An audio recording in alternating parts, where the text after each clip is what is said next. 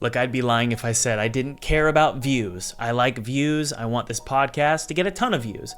But the truth is that if I only ever get famous, viral game developers on this podcast, well, you're going to think that that's the way to go full-time.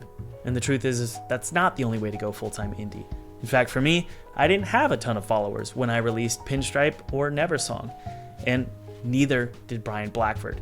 Bryan and I talk about his game, Drafty Car. And Drafty Car was built for a very specific target market, the racing community.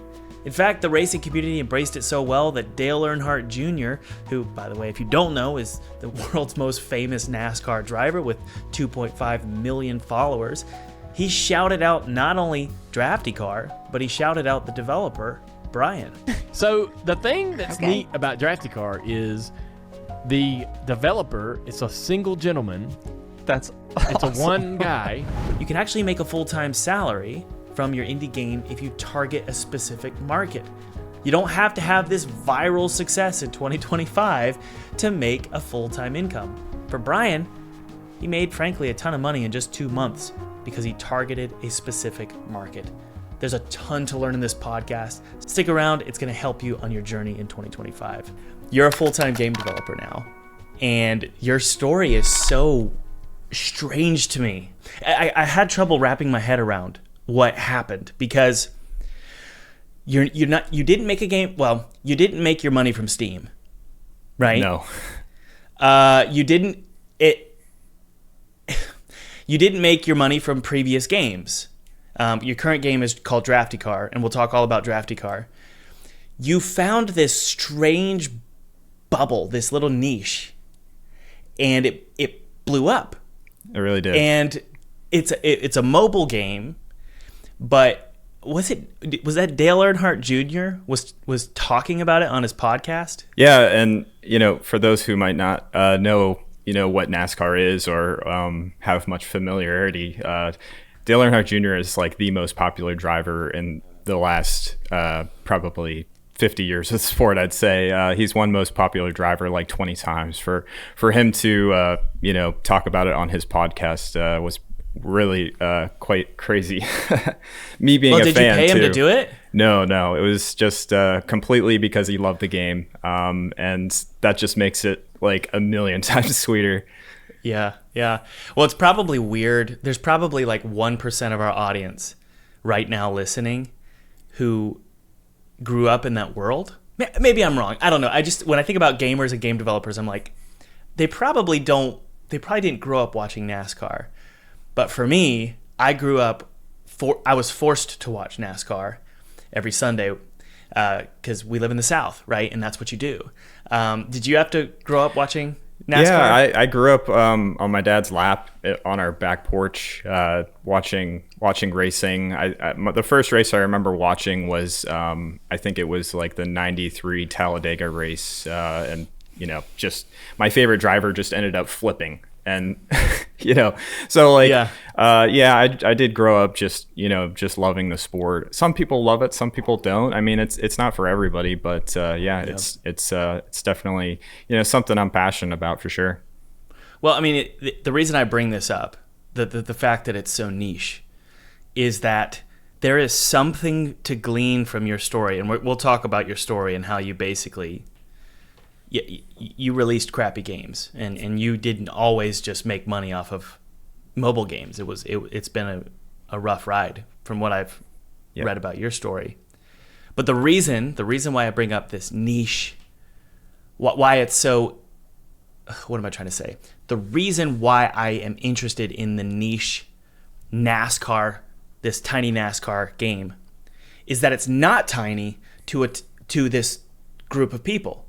And these are like NASCAR drivers, like some of the most popular NASCAR drivers I saw on Instagram are posting about this game. Like they're obsessed with it. Yes. But everyone else, people listening right now, including me, had no idea that this game existed. Yeah. But for you, it's brought in, I know you don't want to mention the numbers, but it's brought in a full-time salary for you, correct? Absolutely, yeah. In like a month? In a couple of months, yeah. So it's been an incredible ride. I mean, probably the second biggest thing, other than Dale Earnhardt Jr. kind of not endorsing it, but just, mentioning it. The Yeah. New York Times wrote about it in their athletic division. So Jeff Gluck is, he covers NASCAR, and I could just kind of sense that these folks were starving for, something to do, like on their airplanes on the way to the track, or when they're sitting in their motorhomes at a racetrack. There's like I am friends with a few drivers, and they tell me it's just really boring most of the time before they, are able to hit the track. And they hit the track for maybe 30 minutes and qualify, race, and that's it. Yep. There's something about going too niche. So like, there's tons of game developers listening right now who have thought, okay, I need to niche down, and I need to choose a very precise genre and target market for my game to make money. But they've also heard that you can go too niche, that Exactly. you can go way too granular. And so my question to you is, you've got a mobile game that's for the NASCAR audience. Is that too niche?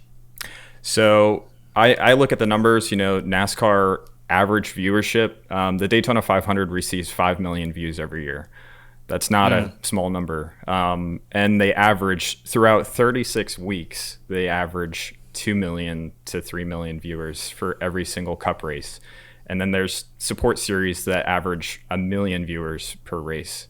And those are not all the same 2 million people, I think, every single week. But those are definitely not numbers that you just kind of blow off. Obviously the popularity has fluctuated over time, but there's back in the day, I think it was like 10 million people tuning into NASCAR every single weekend. Well, these viewers aren't hanging out on Steam, are they? No.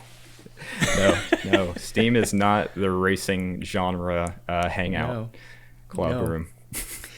And that's what I want to get into here, which is let's jump into your story about how you figured out what you did is you found your audience, and it's a very interesting story, and I want to hear all about it. Most people listening right now, they don't know how to find their audience, and it's a marketing discussion, it's a genre discussion, it's a platform discussion. I don't touch mobile. Actually, I'm lying. I've touched it a lot, but I refuse to touch it anymore. But maybe I'll change my mind after this conversation. Maybe I can convince you. Yeah, because it just seems like such a, I don't know what the word is, a cesspool. Exactly. I have the same feelings.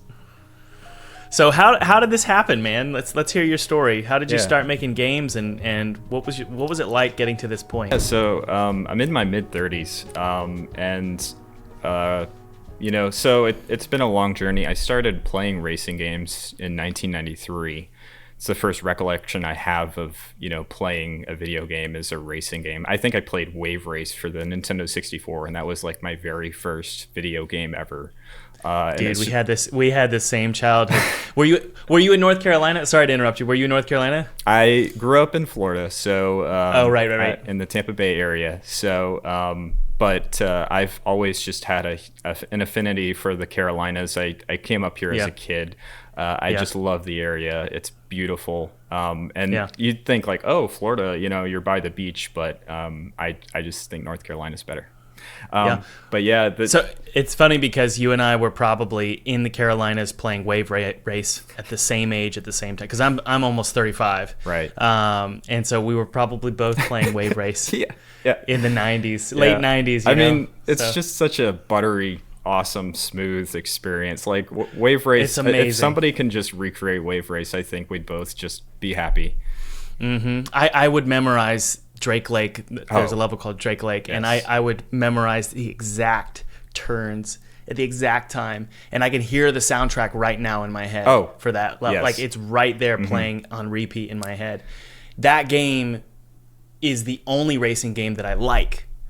I've never been into racing games at all, so I'm interested to hear how that sort of propelled you into creating a NASCAR game. Obviously I was playing NASCAR games, and many other types of racing games. But I mean, I love Zelda, other genres. But I just gravitated towards racing games, and so much so I actually became an iRacing World Championship driver in 2010, like the inaugural iRacing World Championship Series. Wow. I was able to qualify for that because I was so addicted to racing games and put so much time and effort into that. So I did that for 7 years, so 2010 to 2017, and I've always wanted to make video games my whole life. The next best thing was kind of, I guess, just participating in the genre of racing games. So well, can I interrupt you really quick? Because I think you might be glossing over something because you're humble. I don't think people understand how big a deal it is that you were an iCar, like you were that successful. Weren't you racing against Dale Earnhardt Jr.? Yeah. So actually, going back to like 2005 or 2006, I was invited actually to Dale Earnhardt Jr.'s private league in a game called NASCAR Racing 2003 season. So that game was incredibly successful. It sold well over 1 million copies. I don't know exactly, but just a hugely popular game. It's still played to this day. There's still modders out there that are just recreating content, and it's just an incredible game. And raced Dale Earnhardt Jr. in that inaugural series in 2010 in the iRacing World Championship. That was like that you had to qualify. It was like a 10-month process to qualify for that series. So it was no joke back in the day. There's thousands of people trying to make the series every year, and now like the champion makes like $100,000. So it's just pretty niche. But did you make that?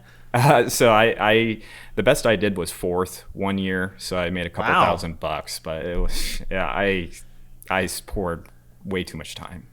Yeah.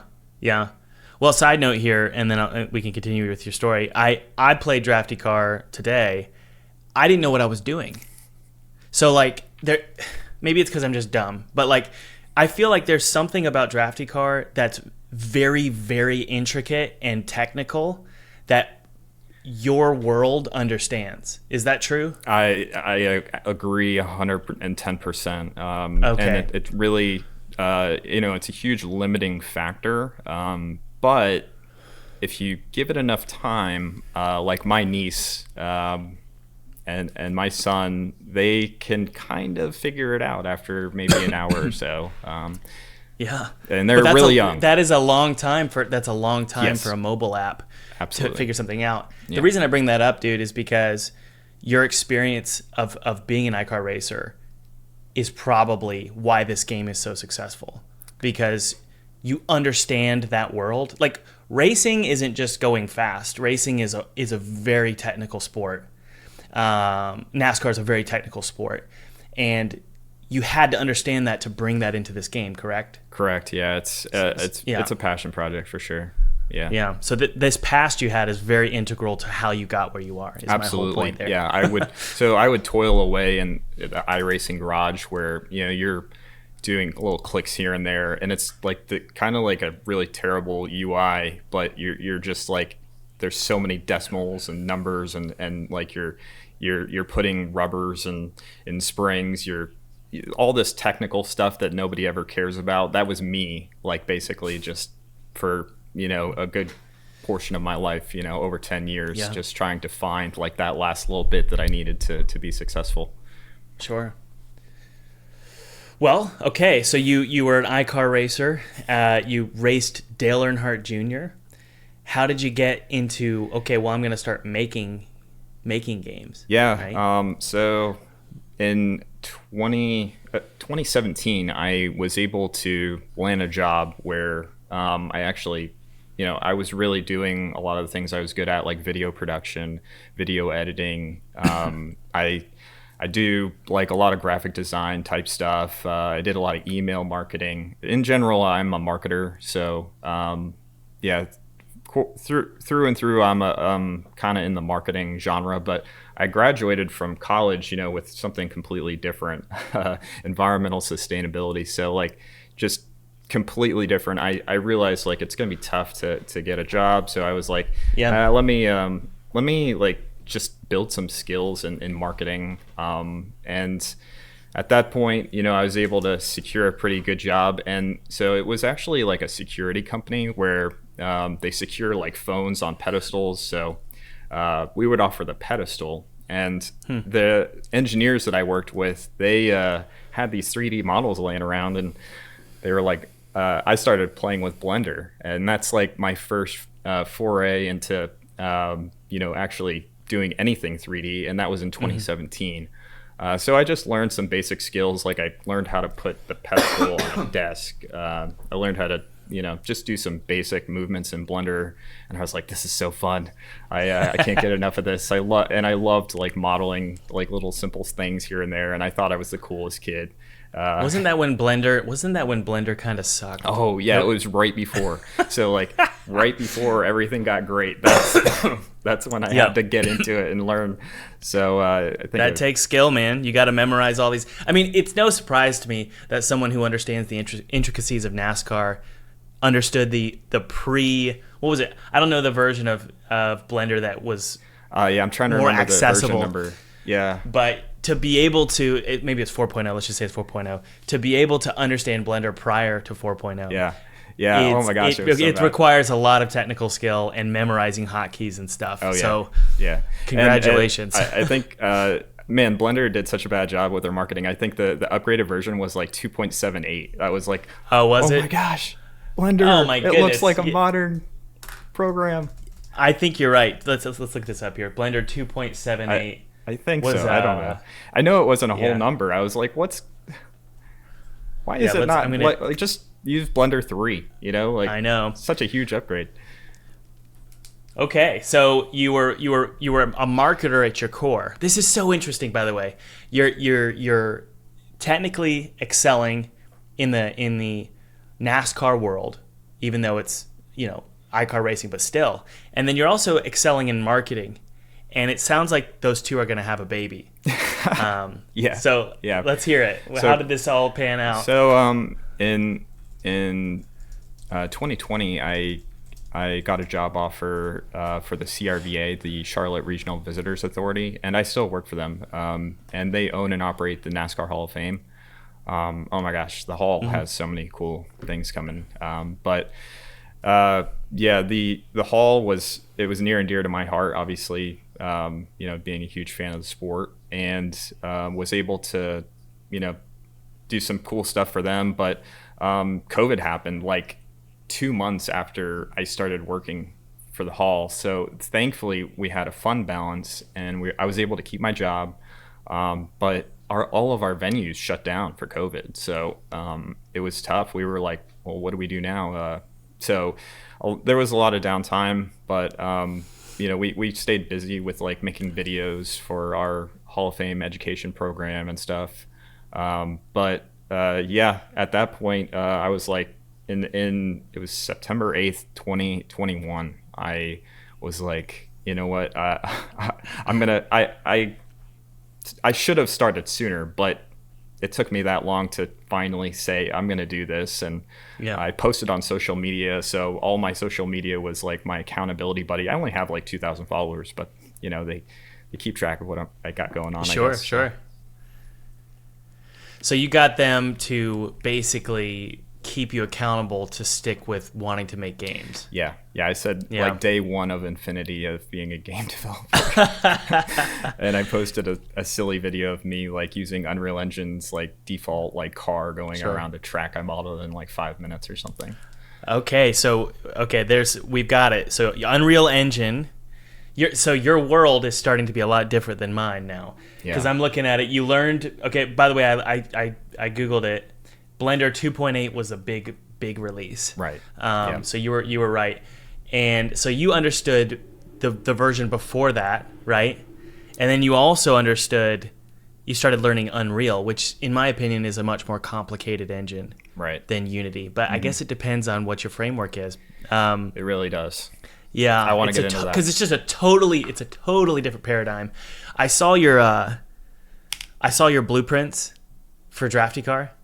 And it's so funny because when you play Drafty Car, it's so simple. It is. But then you peel back the layers and you look at the blueprints behind it. It's like the Bible. just tons of blueprints, like pages of this stuff. Yes. If I put it it's on a my complicated wall, way of making games, I think, but yeah, I could make wallpaper out of that code. It's crazy. I know. But it's totally different because like when I open up the code for my games, it might seem complicated to you. I don't know. I don't know if you... So I wanted to talk about this at some point. Sure. But my huge barrier to entry into game development was programming. I kind of feel like I have some form of dyslexia. So like I can read really proficiently if I take my time, but it's incredibly hard for me to look at lines of code and see what I'm looking at, because I kind of like to try to see the whole picture of what's going on when I look at something on my screen. So I tried for a while to learn like C++ and C#, and I'm so incredibly impressed by people who can learn traditional coding. But that was just not for me. I still have these dreams of going back and trying to learn some form of traditional code, so I feel like a real game developer and I don't have imposter syndrome. I want to be Chris Sawyer, but it's just, I don't think it's going to happen this lifetime. Well, it doesn't need to, because I always recommend people learn to code, but it really doesn't need to happen anymore. Because I think Unity has a visual scripting. I don't know if it's any good. Yeah. But Unreal, if you can make a game like this that makes you a full-time salary and you don't know code, who cares? It's the era of making games wrong, and I'm all about it. And I'm not saying Blueprints is wrong. It's not traditional. No. It's just not the traditional way of making games. It's a fresh new way to do it. You have Gavin on often, and he's same boat, and like I'm just like so inspired by him. He's like, I think he said like, I've never run into anything that I can't do in Blueprint. So Gavin's like awesome. I really look up to him, and just in general, I can't believe that I kind of. I'm, like when I open my project, I'm like, this is making money? Like, yeah. I know the feeling, dude. It's like, it's almost like, okay, so let's think here. My game Pinstripe has been on the Steam store for 8 years, maybe, I think. And I was just thinking about it last night, and I kind of broke out in a cold sweat. I was thinking, how is this game still functioning properly 7 years later? Because that thing is it's like spaghetti noodles taped together. It's like a structure of, it's like a house made out of spaghetti noodles. Yeah. And it's still being purchased, and people are still playing it, and it still works. And there's something strange about that, which is here's a good way to think about it. It's like, is your view of your game the correct one? Which is, you see behind the scenes and you see all of it being, you think it's a mess, right? But isn't it true that every game is probably that way? Like, every great game would be perceived as a mess by its creators. I'd love to know. I'd love to look at some different projects and kind of have a stronger opinion on that. But I've looked at documentaries like Naughty Dog and like their development of The Last of Us, and like, how does that like actually come together? How do people work together? I'm just so intrigued and interested. I know. I've never obviously worked in a traditional game studio. I don't know. Like, to me, everything's organized enough. Like, my folder structure, everything is organized. Like, I cannot, like, when I see people screen sharing on Unreal Engine's Discord and like they have things all over the place, it gives me anxiety. And I'm like, you're never going to be able to release a game like that. You'll never. So like, I don't know. It's just, to me, like, I think just being obsessive about like organization was important, but at the same time, my blueprints are just crazy. Like I show it to my buddy Wim. He operates a YouTube channel called Keekdot. So he's like a master. If you ever want to learn Unreal Engine blueprints, like, and especially like multiplayer, he's your guy. Just incredible. Like, he was like, this actually works on Bones. So that is, man, that is so, it's a totally different paradigm than what I'm used to. And they, mobile games have a much shorter shelf life, like there's versions coming, like, and I'm just like, I hope it doesn't break, I know, right? It's that. Well, let's get into your first couple games. Did you release a couple games before Drafty Car? Yes. Okay. Did those do well? So, let's see here. April 2023, I released. I gotta back up. I made the monumental mistake of working on my dream game first, which I was a listener of your channel. I heard you say it. Don't worry. Everybody says it. It's literally a meme. And I was like, I'm going to do it anyway. And I honestly, I look back and I'm like, you know what? Maybe it was a good thing. Like, because I was able to work on something. I was able to learn while having a good time. That if I was working on something I wasn't interested in that whole time, maybe I wouldn't have stuck with it. So, I mean, I failed and the game never launched. It was, I still have plans to go back and maybe make it, but I originally came up with the idea of northern speedways, so NASCAR style racing in snow. Like that, the whole hook was like, just like totally crazy. And I mean, maybe I wanted it to be so different that everybody was like, what is going on here? That's a really good idea, dude. Like I actually think that could sell really well. That's a strong hook. Have you heard me talk about the big butt principle? Yes, all the time. That's a big butt principle right there. NASCAR, I just wrote it down, NASCAR, but with snow. I think that's brilliant, creating that kind of contrast, because it creates this curiosity. It's like, what would that look like? Yeah, they've actually done it in real life a little bit here lately. There you go. Everybody was like, Bryan, they copied you. I know. Oh man, dude, I had the craziest game idea. 2 weeks ago, I had the best game idea, and I was like, I'm gonna make this game in 2025. And I was like, nobody's done this. I was so excited. I even talked about it like on one of my videos. I was like, I have this idea. It's gonna be amazing. And then my friend just texted me yesterday. He was like, they already made your game. And it's like the game that I wanted to make is on Steam and it's successful. I'm like, there's nothing new. And at this point, you just go, maybe I just start copying games at this point, because it's really hard to come up with something new, Yeah. I mean, if people want to copy Drafty Car, I'm a huge proponent of just people making more racing games. So, well, they probably will. They probably will, man. Yeah. Like, and let's talk about, well, I want to talk about the shelf life of mobile, but let's talk about your Steam launches really quick. Steam, I actually abandoned my dream game. I got married. We had a kid. How old were you? So I was like 32, 33. Okay. I'm 35 now. So this has been a crazy on-ramp. Sure. So I basically was like, okay, I'm going to duplicate my dream game project, and I'm just going to scrap like 90% of it, and I'm just going to release something, because I need to release something. I'm going to go through this thing where I don't, actually release anything, like 99% of developers. So I actually created a multiplayer racing game that is free on Steam. It's called Speedway Ringer. The net code is like terrible. You basically just I turned off collisions, but basically you can race around oval tracks with cars, just like multiplayer. It actually works somehow, and I don't know, I would spend hours and hours and hours just like, how do I get, like, when the leader crosses the line on the last lap, how do I finish the race?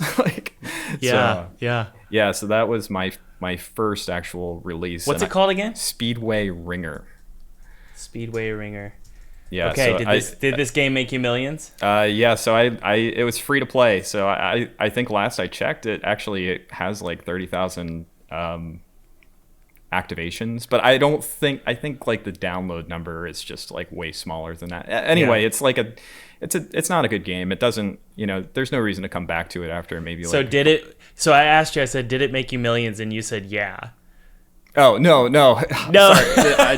Did I say yeah? No. You went, yeah, but I didn't know if you meant. No, not at all. So, it was depressing. I was like, man, this is tough. Like I've had a lot of adversity in life, and I was kind of like, man, I'm burning years here, and like this is getting tough. Like I need to actually focus on what's going to make us money as a family. Well, were you working at it?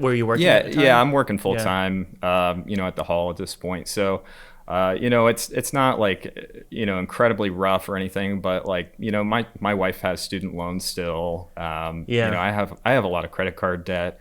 I actually am a burn survivor. So like I did have like some medical debt. I got that paid off, thankfully. But wait, what happened? So, yeah, this is another long story, but. I like long stories. Let's hear it. In 2014, August, I was in a go-kart race, a rental go-kart race, and I was leading the race, and my cart just randomly exploded, caught on fire. So I try to stop as quickly as I can. I look behind me, and it's like a ball of flames behind me. I had third-degree burns on, they said, like 30% of my body, which is all on my back, basically. It's like your entire back is like 30% of your skin.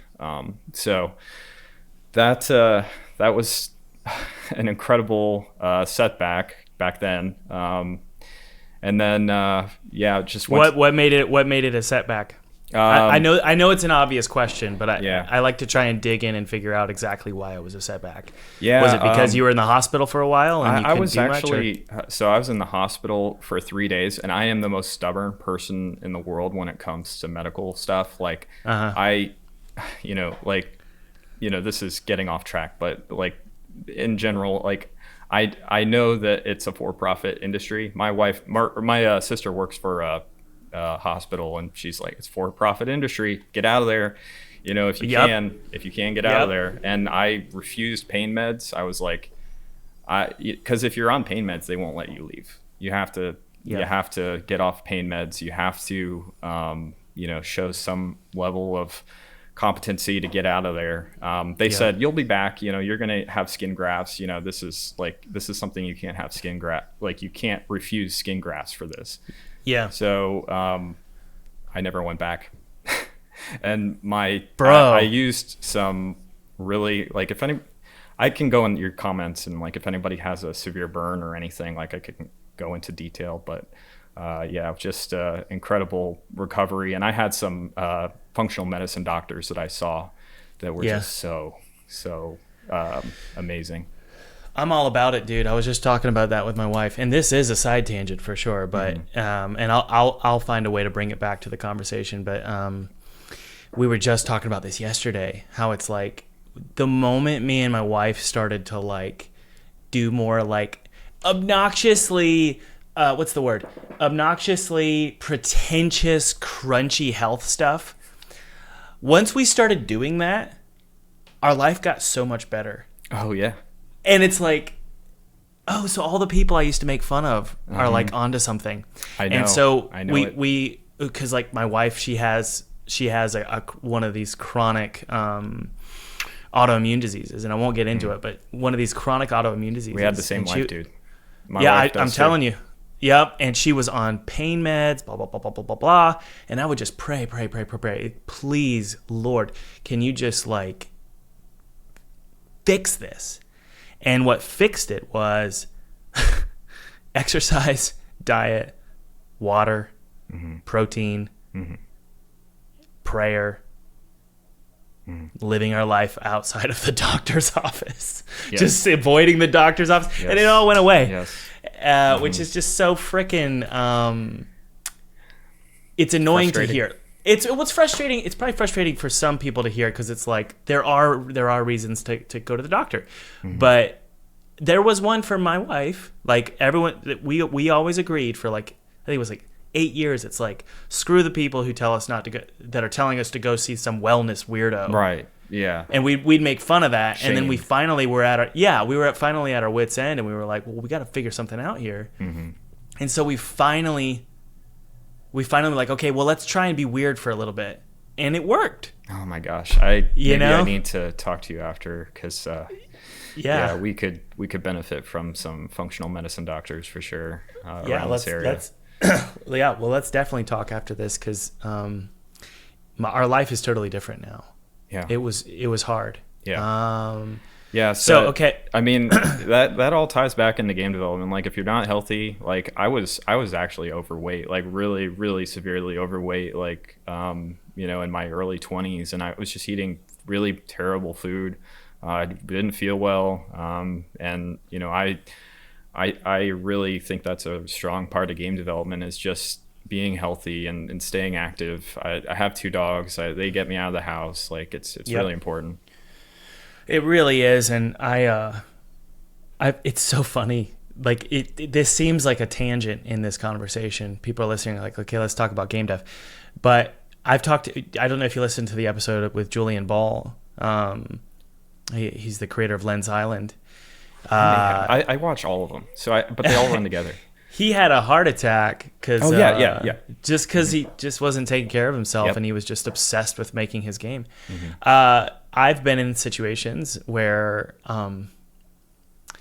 my body is having like a physical reaction to the work that I'm doing. Yeah.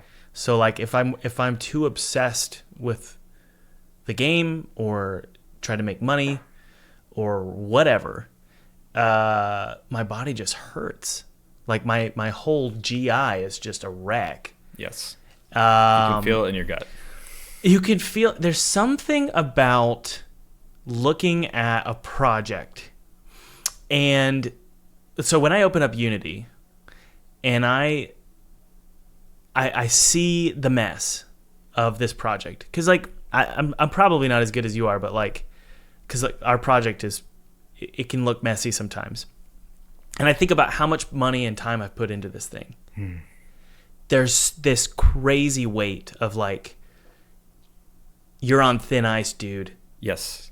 Every time you open the project file, like the icon on your desktop, like anxiety, like, okay, I know. you're just like, okay, it's loading.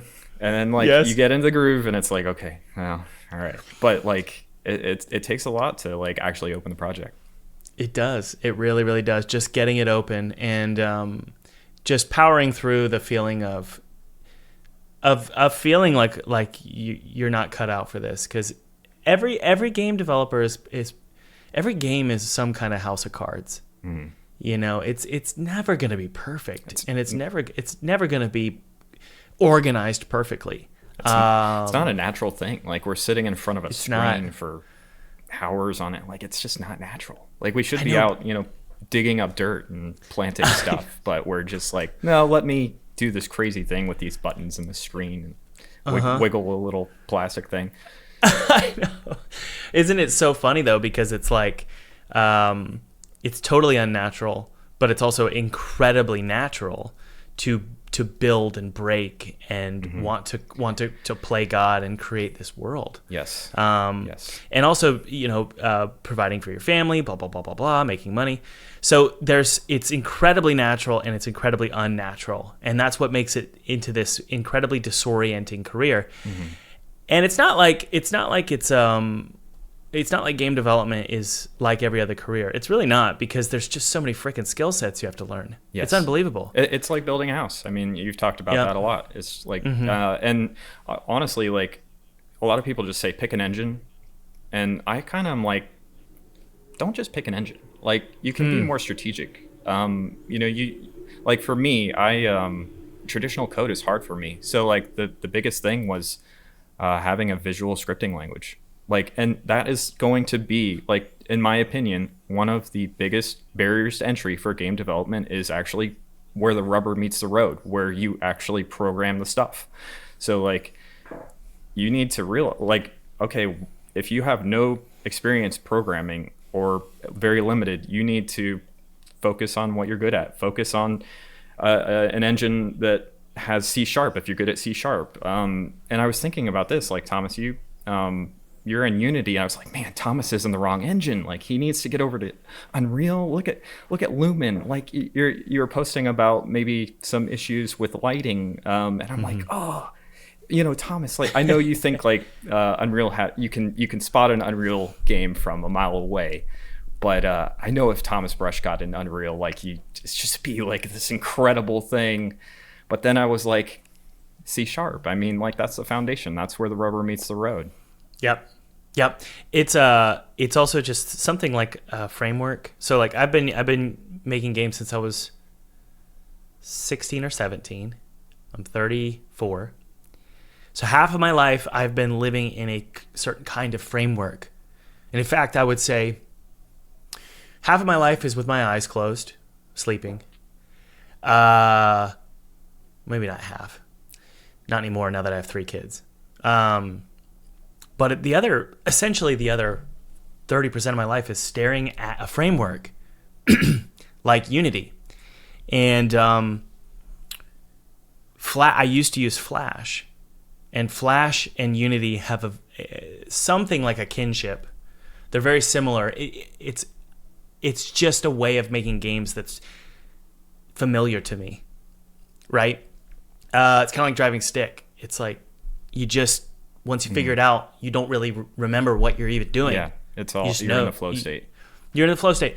And so that flow state started for me in my, like, teenage years, when your brain is like firing on all cylinders and sparking and smoking. I know. Well, you're never going to get them back. We will never get, especially if you have 1 kid, right?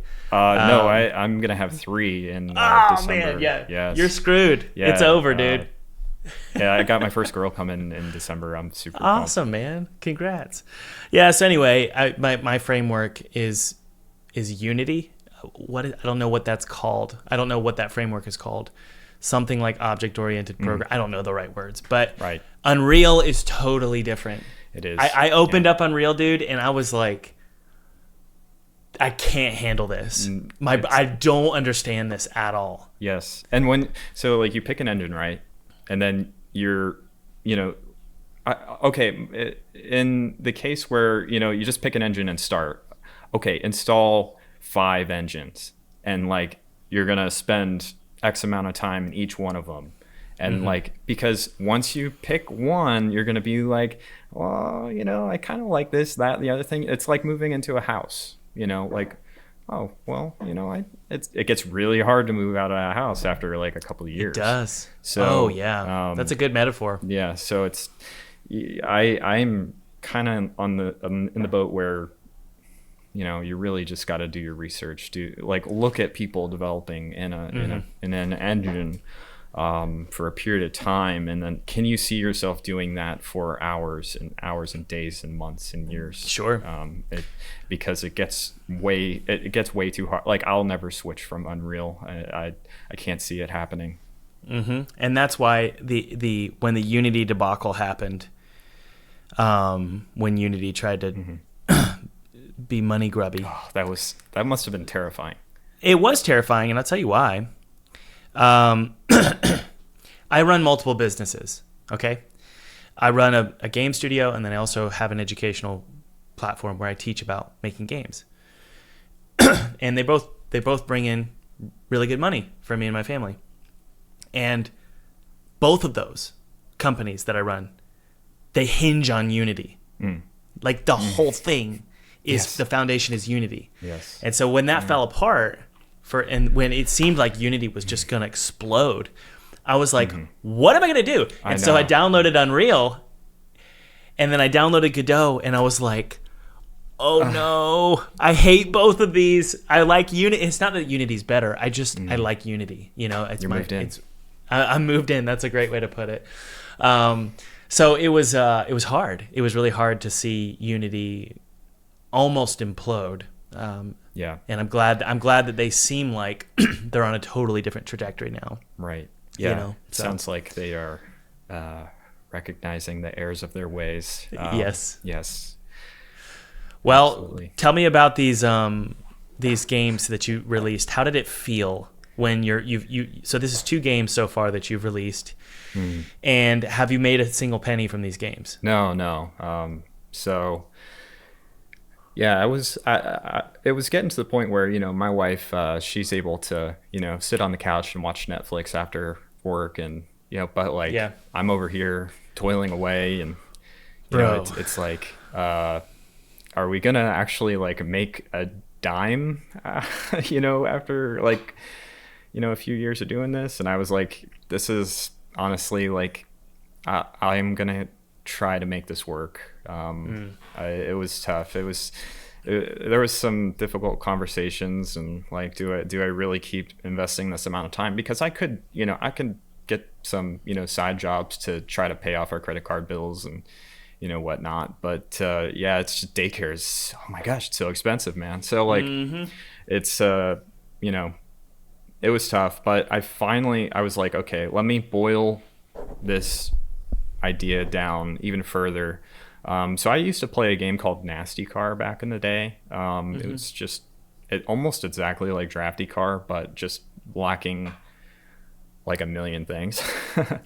So Nasty Car is like a Flash game that I think it was in the late 2000s it got released, and all of our friends, like, we would just play this game. Like, it was silly Flash game, like top down, cars moving through draft. Just draft is basically like wind resistance that your car is experiencing. So that's the whole mechanic of Drafty Car and Nasty Car is drafting. So yeah, I played that, and I was like, one of my friends, Brandon, he was like, dude, if you could recreate this, I would absolutely play this. I would play this all day. Like, if you could get it on your phone, like, I'd play it all day. I was like, well, I don't know anything about mobile development. Like, let me just try to make it on desktop. And so I did. And I made it in like 3 months. I was like, I'm not investing a lot of time in anything. Like, I got to have some proof of concept here. So, so Drafty Car for PC, as basic and kind of terrible as it was, released, and I made like $2,000. So I was like, well, that's not nothing. It's not, it's not what I had, hoped for. I hoped it caught on a little bit more in the NASCAR industry, but everybody who played it was like, man, if you could like add crashes, that was the big thing. Crashes, like, gotta have it. So gotta have that. Gotta have like, maybe like a little simple career mode. That would be cool. But I was like, man, that's so hard. I don't know if I could pull that off. And people were like, I love this on my phone. Like, if I could just get this on my phone, I'd play it all day. But so I took that $2,000 and then I bought a Mac Studio. It was like one of the biggest gambles, I guess, in recent years that I've taken. That's a lot of money to invest into a machine. So I bought a Mac Studio because I knew that Apple and iOS was going to have to just carry the load here. So I spent an entire year after Drafty Car for PC was launched on Drafty Car for iOS and Android. So I had to get set up with those like Play Console, the Apple Developer Program.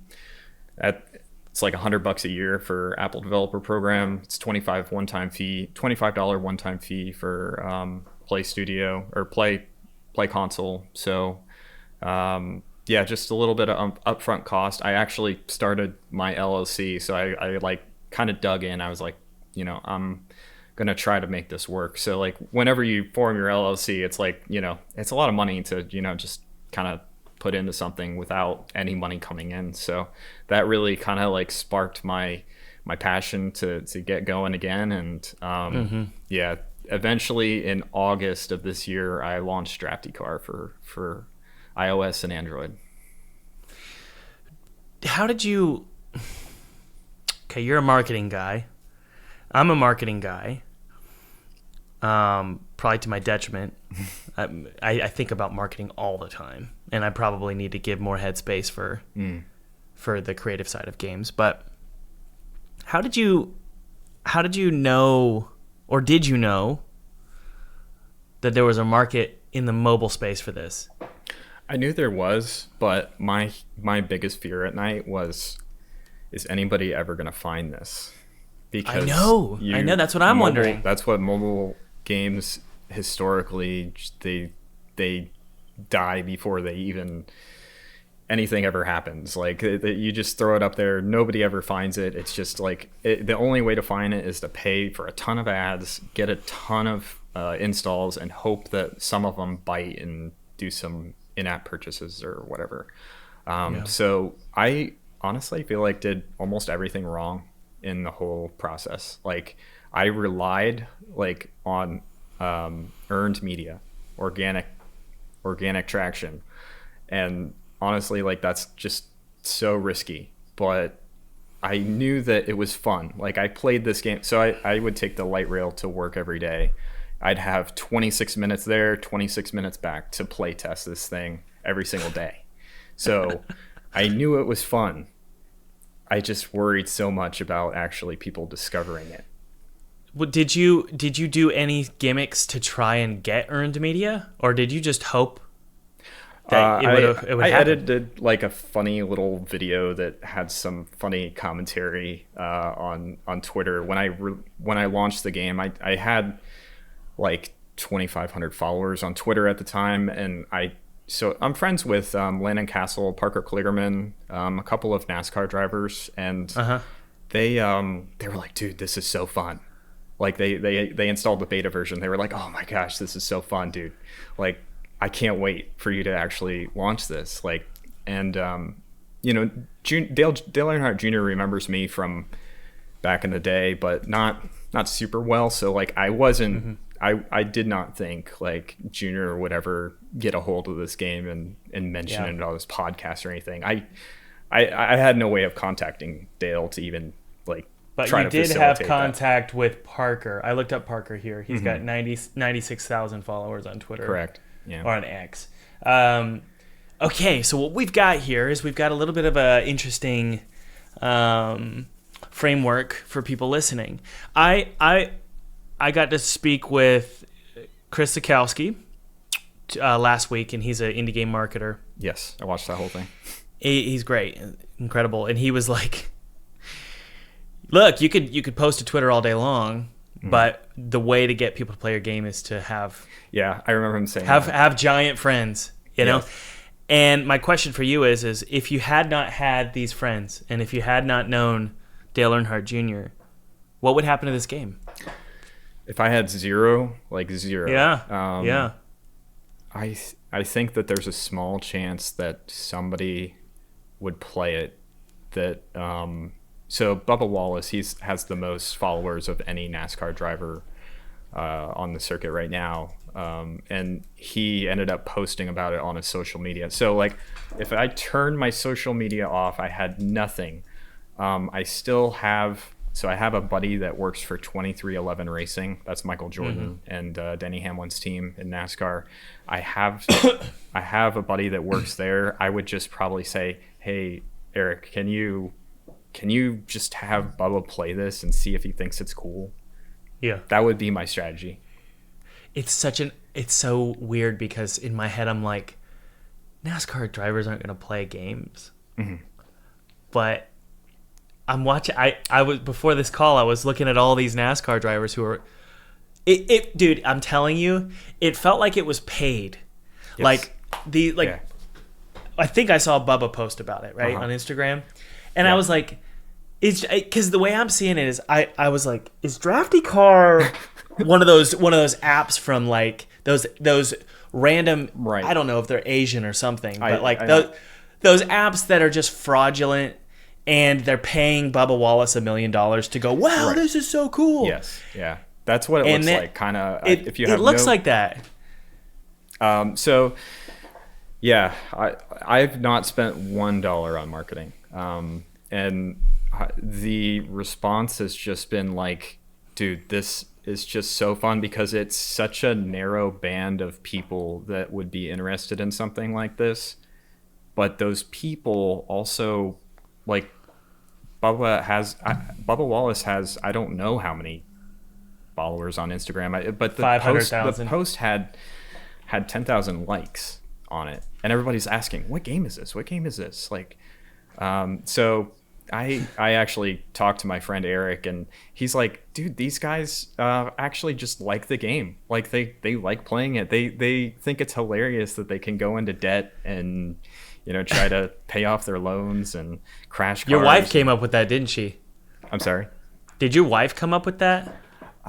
So my wife is a mechanical engineer. She came up with the monetary system for the games. Like, she had a whole spreadsheet. Like, all right, so if they finish like 20th every week, this is what happens. Yeah. They pretty much can go forward, but it's not great.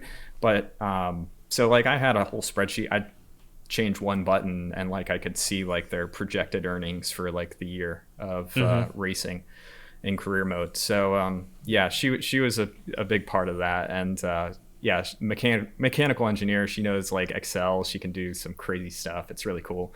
So yeah, that was cool. Wow. Okay, I'm trying to figure out. This is the big question, Bryan.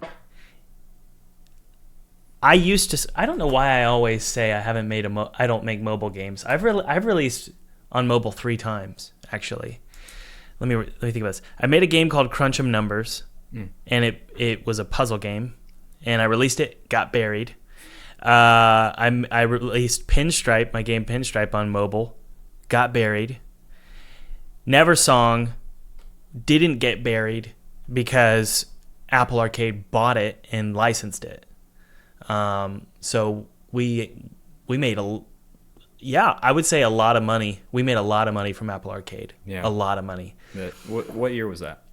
That was when they had money coming out of their nose. For everyone in the industry pre-COVID, it was like a year or two before COVID. Everyone was fighting to get the subscription model, right. Like be the winner of the subscription model, like Apple Arcade and Epic and Steam. Steam was just sitting on the sidelines; they didn't care. But all these platforms were trying to be the best like gaming subscription model. And so Apple was paying absurd numbers. And so anyway, they gave us all this coverage for Neversong, and they licensed it. But my whole point in bringing all this up is to say mobile games are notorious for getting buried. Mm-hmm.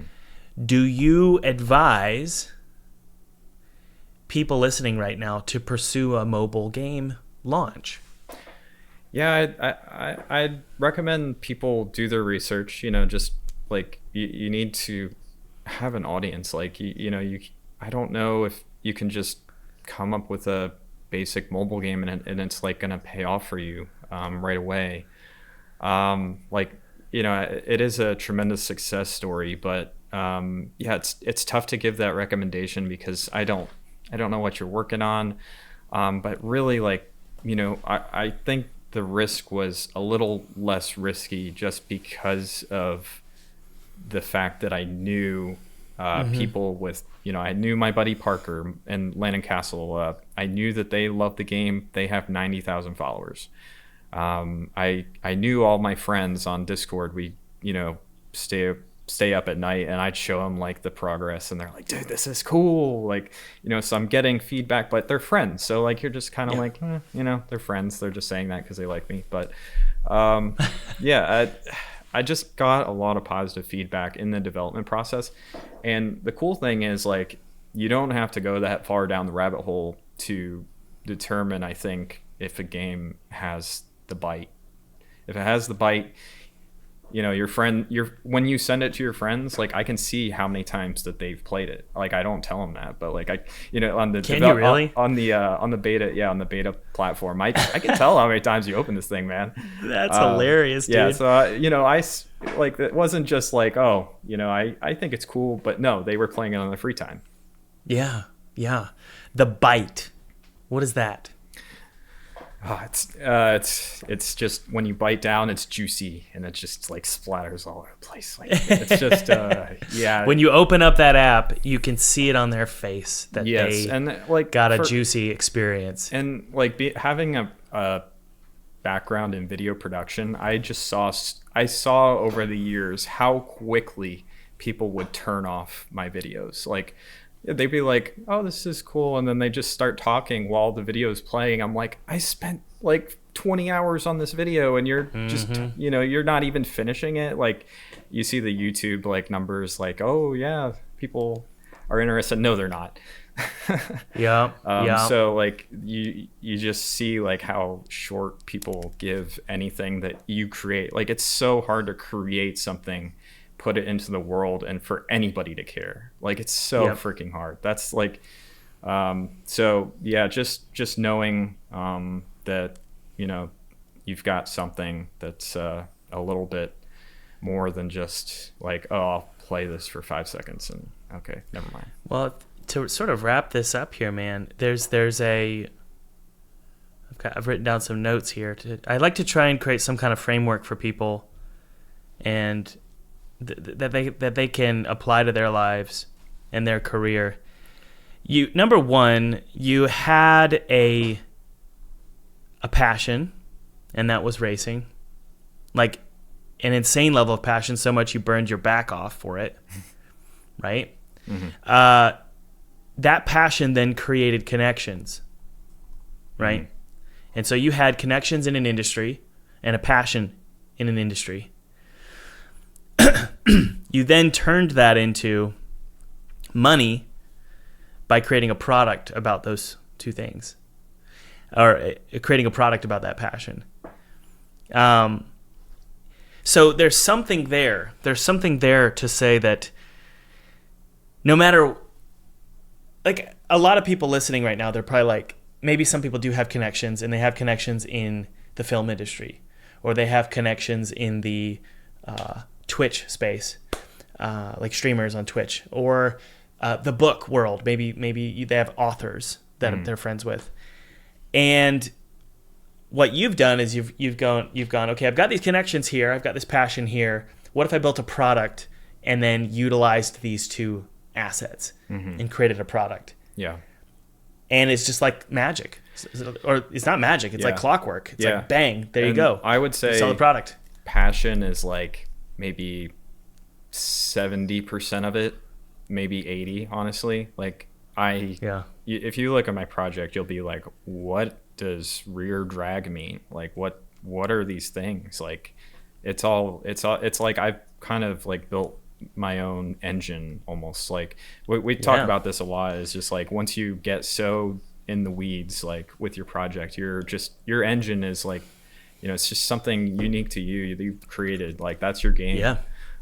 So yeah, just that passion, and the connections are really important, but like really like those connections, I'd say the biggest benefit was actually being able to talk to Landon Castle, be like, what do you think about this? Like, oh well, the top line needs to move a little further, it needs to be a little bit more chaotic, maybe throw in a crash here and there.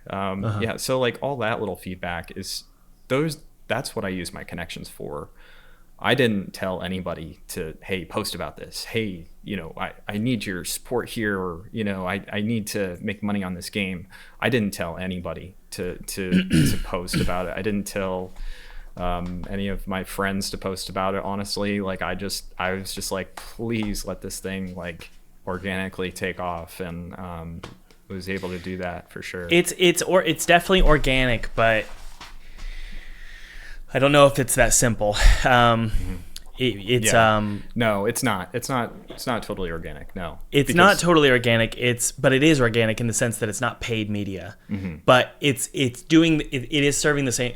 What you did is the same as paid media in the sense that you got a couple big timers to post about it, and then boom, and that's what these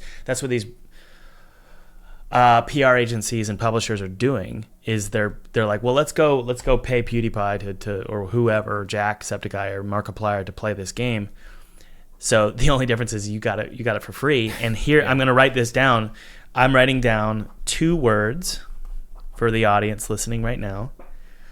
And the 2 words are, I love these podcasts because I just learned so much, and it turns into a nice little framework. Advice is greater than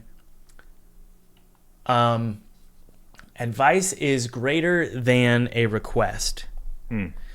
So what I mean by that is, I'll show this to the audience. This stupid little notepad that says advice is greater than request. And what I mean by that is getting people to just play your game, even if like these big time people, like they're friends of yours, just saying, hey, can I get your advice about this game? What do you think? That is going to be so much more valuable. And it might be manipulative. I'm not saying you're manipulative. I'm saying people could turn this into a manipulation tactic. When you ask for advice, it's so much better than saying, hey, can you post about my game? Yes. You know what I mean? Because you've suddenly put them into an authoritative position when you ask for their advice. You're like, hey, I look up to you. In a weird way, you're kind of like a big brother or like a father figure to me. What do you think about this game? And they go, oh, well, that kind of, number one, that means a lot to me that you would ask my opinion. I'll play it, and then they play it, and then they are invested, and they feel like they're part of the production of the game. Yes. Yeah. And so, of course, they're going to tweet about it. Yeah. You know?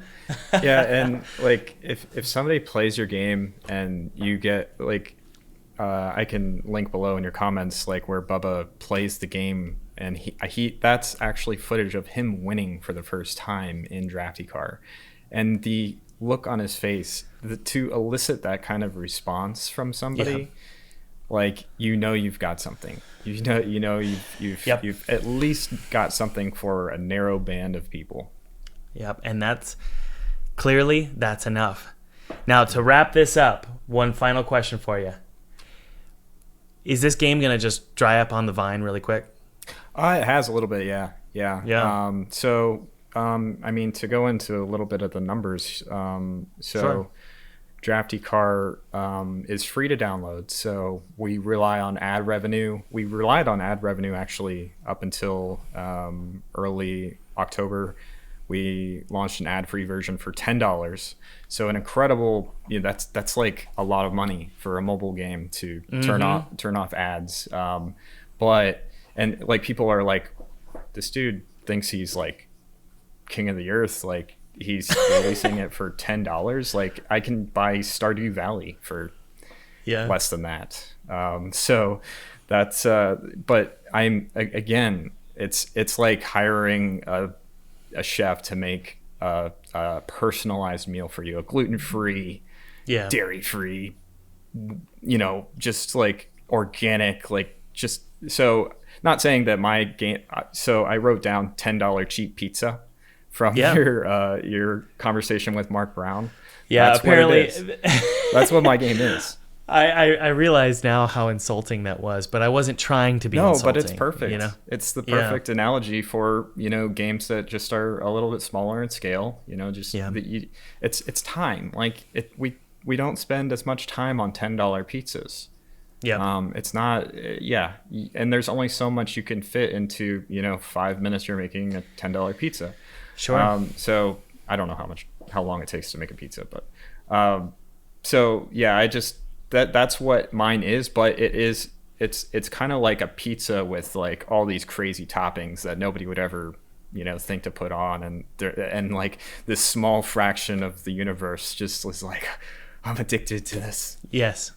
Well, I went to Slovakia twice on like a mission trip kind of thing. And the culture in Slovakia is very, the students that I got to hang out with, they're very, and this is about what you're saying, they are very into very specific kinds of games. They are very heady and complicated and granular and technical. Chess. They love chess. They love, and I don't know if this is true of entire country of Slovakia, but these Slovaks were into chess and Rubik's cubes, and the video games they played were incredibly technical. They also love corn on their pizza. That's what you do. You eat corn on pizza. Oh my okay, gosh. and if there's any Slovaks listening right now, please confirm that I'm telling the truth. The reason I bring this up is that there's a nice little comparison there, which is they have a very precise kind of game that they want to play, and they have a very precise kind of pizza that they want to eat. And you would think that no one would ever eat pizza like that, but no, actually they love it. Point being, there is money to be made in the corn pizza world, and if you grew up in that culture or you know that culture, you know that there's money there to be made. And the same is true for you. And for anybody listening, if you're in a niche, targeted world that's like, we are all about bull riding, and I grew up riding bulls, don't just shrug that off. It comes back. Exactly. Dude, this is a perfect. Yeah. It's a perfect bookend for what we talked about at the beginning, which is we grew up in the South. And so many people that I grew up with, man, they were like, I got to get out of here. They hated it. I got to get out of here. So they moved to this, I don't know, Vancouver or California, and they're paying $3,000 to $5,000 in rent or a mortgage every month. Then they all start coming back. Yep. It's so I listened to your podcast. I forget who it was with, but you said there's a cultural zeitgeist for like Americana and like outdoors for sure. and acreage. So my wife and I were moving. This is pure chaos behind me. I know it looks it's empty. Like we're moving. It doesn't look chaotic at all. So it's chaos. We're in the process of moving. We got 2 acres out in Stanley, North Carolina. So like we're definitely like on the same train of thought. Like I just need to get away from people, and that's kind of what Drafty Car is. You're kind of like in this, kind of mid-sized like shop, but like really it's kind of just like you're focused on your own thing. There's no people in the game, like hardly at all. The only person is like when you're in a victory lane, like celebrating. So it's just like I actually think like there is like a hearkening for that for sure. Just like people are just like, man, these cities are not what they are made out. I agree, man. I agree, and my big point there is that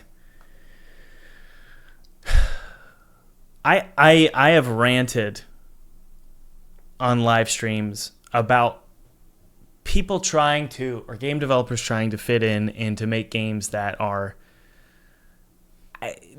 just like every other game, and they just want to feel like they fit in, and they want to make a game that everybody else is playing.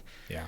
And it comes back to my point of wanting to throw away your hometown and to shed your history or shed your past and just get away from it.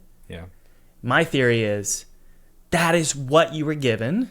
That was your childhood. That was your teenage years. That was your formative years. That's where your heart beats. Even if it was a bad childhood, even if you had a bad childhood and you hate your hometown and you hate the things that your hometown stood for, or the things that your family did, even if you hate all that and it's something you want to get rid of and throw away, people need to remember that that's what makes you special. I know this sounds cheesy, but it's what makes you special. It's the spice of your life and the spice of who you are, how you grew up, where you live, what your parents were like, the religion you were part of, the church you went to, the weird bull riding festivals that you would go to, or whatever, or the NASCAR races, or the football games. Don't just or the corn on your pizza. That my theory is like, take that and use it to make a great project. Yes. Don't shed stuff and then just be somebody else. You need to lean into who you are. Like you leaned into your forte, but you also and that was marketing. You leaned away from your weaknesses, which is you're a bad coder. So you figured, okay, I need to use Unreal.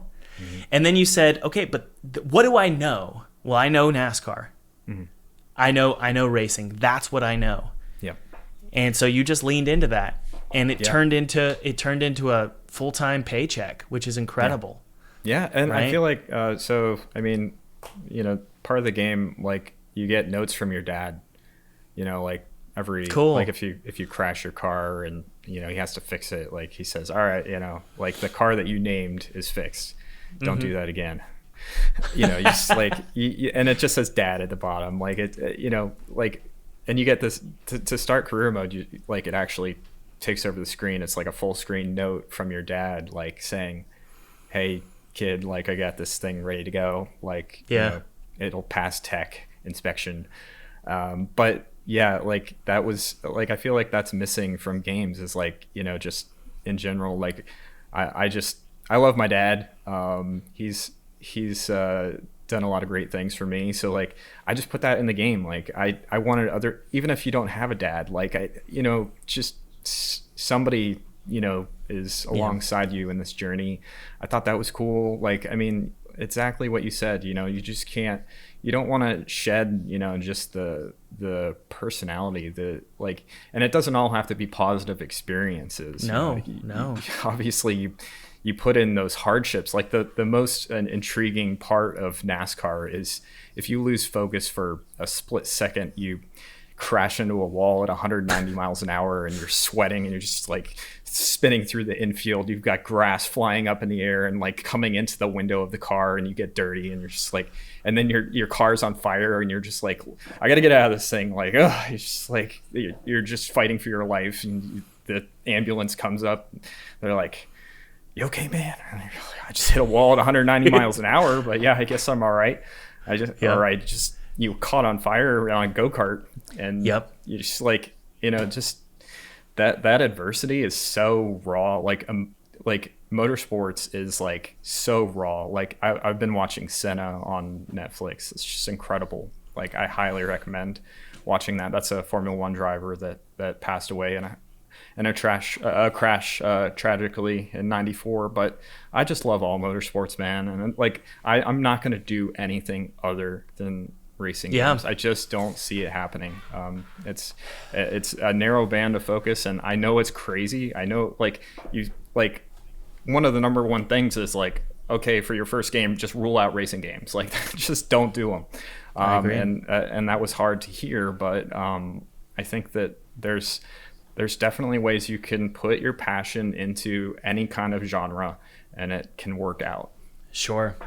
You know, that is a really good note to end on, dude. Like, I think about what's coming up for the game industry.